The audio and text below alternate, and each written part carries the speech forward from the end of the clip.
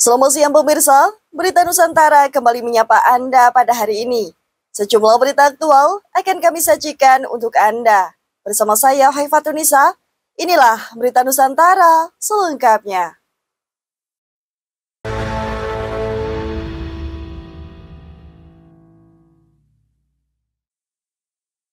Informasi yang pertama pemirsa, fraksi Partai Nasdem dikabarkan tengah meminta kepada pihak DPR untuk menghentikan gaji dan tunjangan kepada dua anggotanya, Ahmad Saroni dan Nafa Urbah, selama mereka masih menjadi anggota DPR. Hal tersebut disampaikan oleh Victor, selaku Ketua Fraksi Partai Nasdem DPR. Dalam keterangannya pada Selasa 2 September lalu, Victor menyebut penghentian tersebut dalam rangka penegakan serta bagian dari integritas partai. Selain itu, Victor menambahkan saat ini pihaknya tengah menindaklanjuti penonaktifan Sahroni dan Nafa ke Mahkamah Partai. Adapun keputusan dari Mahkamah Partai akan menjadi dasar dari arah yang akan diberikan partai kepada dua anggotanya. Victor memastikan langkah yang diambil oleh partai berjalan transparan. Tak hanya itu, Victor mengajak seluruh pihak untuk mengedepankan dialog dalam menyelesaikan persoalan demi persatuan dan kesatuan bangsa. Sebelumnya, sejumlah partai resmi menonaktifkan 5 anggota DPR RI periode 2024-2029, yakni Ahmad Sahroni, Nafa Urbah, Eko Patrio, Uya Kuya, dan Adis Kadir. Adapun keputusan tersebut diambil buntut dari pernyataan mereka yang memperkeruh suasana tentang tunjangan anggota dewan. Java TV melaporkan.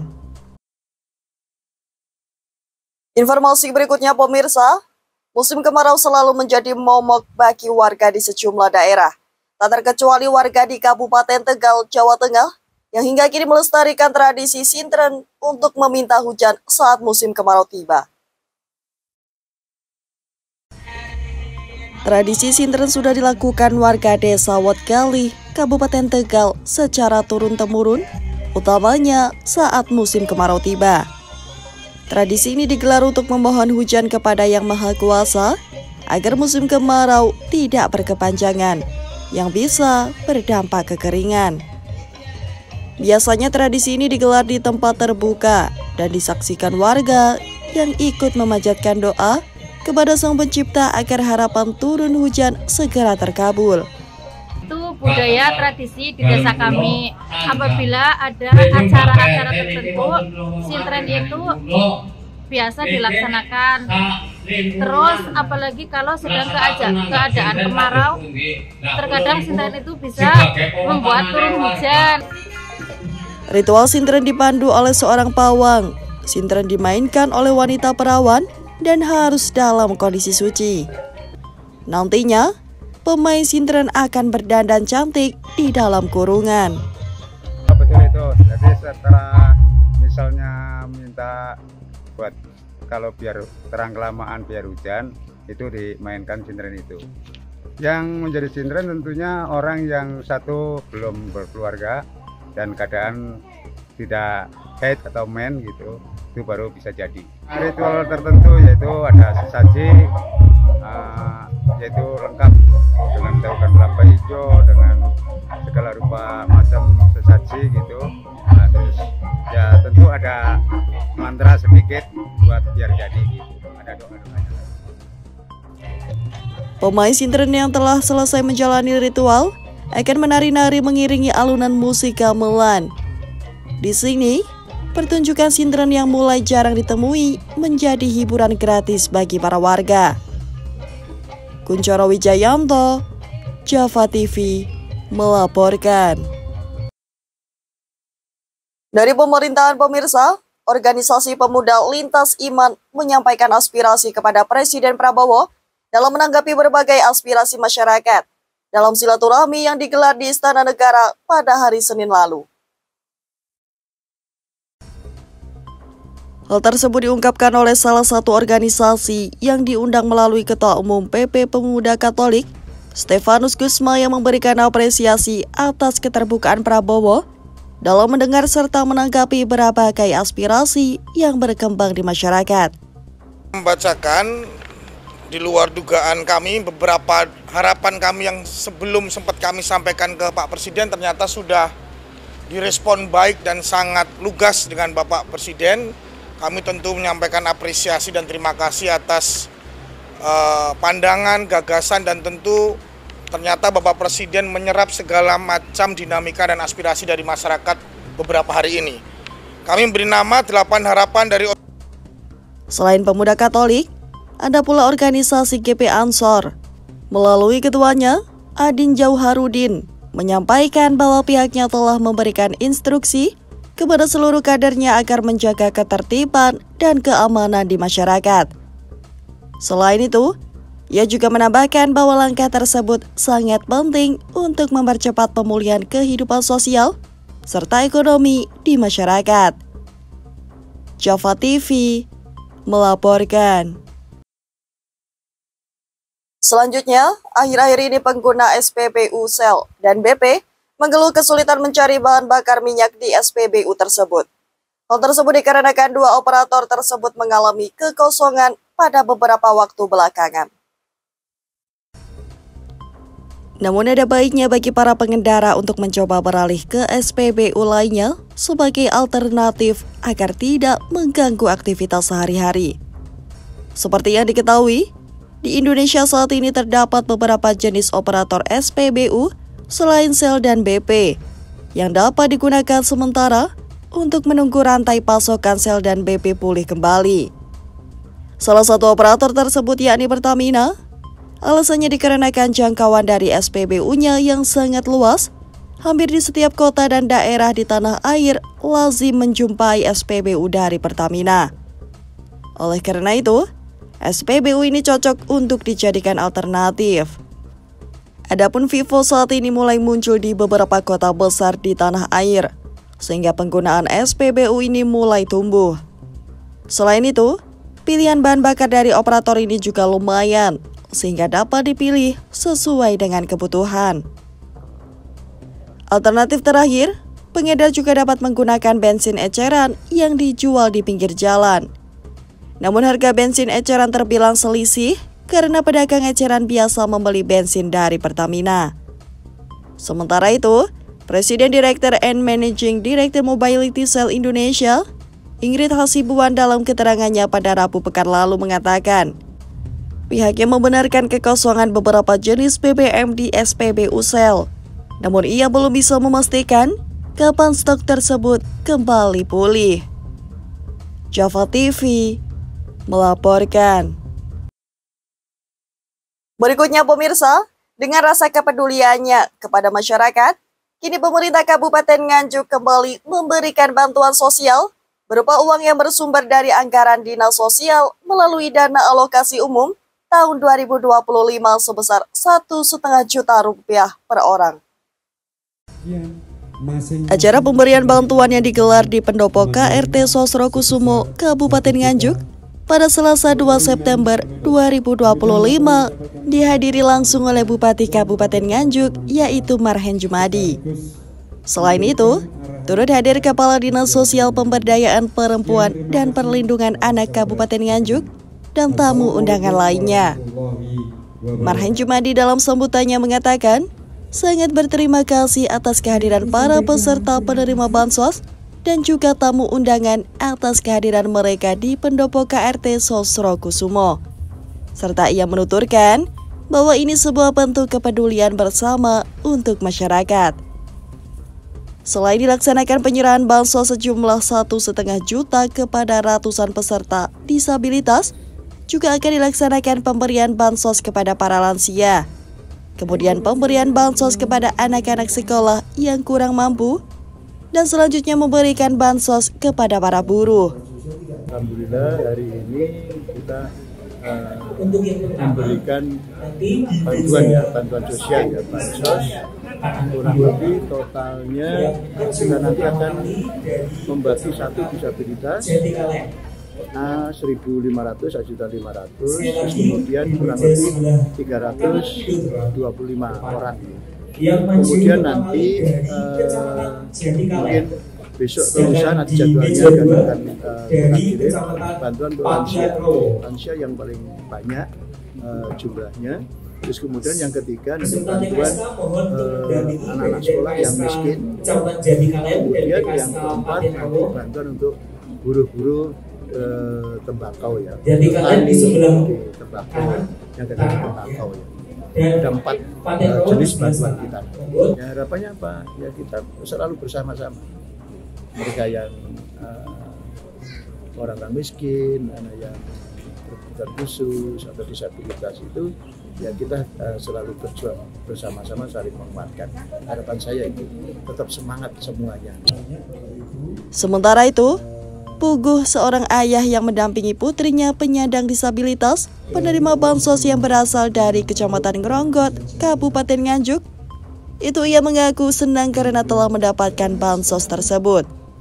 Dengan uang yang ia terima, selain digunakan untuk kebutuhan sehari-hari, uang dengan jumlah 1,5 juta tersebut juga akan digunakan untuk berobat anaknya. Berapa Pak? Uangnya berapa? 1.500.000. Kira-kira nanti digunakan untuk apa Pak? Kebutuhan sehari-hari. Senang atau gimana Pak? Dengan diselenggarakannya acara tersebut, masyarakat berharap selain dapat membantu masyarakat, juga bisa meringankan perekonomian masyarakat di Kabupaten Nganjuk. Yohanes Alberto, Java TV, melaporkan. Beralih ke KPK, pemirsa, Komisi Pemberantasan Korupsi dikabarkan telah menyita banyak barang bukti dalam penanganan kasus dugaan korupsi penentuan kuota dan penyelenggaraan ibadah haji pada Kementerian Agama tahun 2023-2024. Hal tersebut diungkapkan oleh juru bicara KPK, Budi Prasetyo, dalam keterangan tertulisnya pada Selasa 2 September lalu.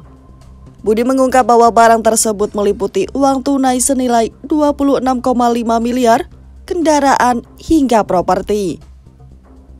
Budi tidak merinci asal barang-barang tersebut. Ia mengatakan penyidik saat ini tengah mendalami aliran uang terkait praktik jual beli kuota tambahan haji 2023-2024.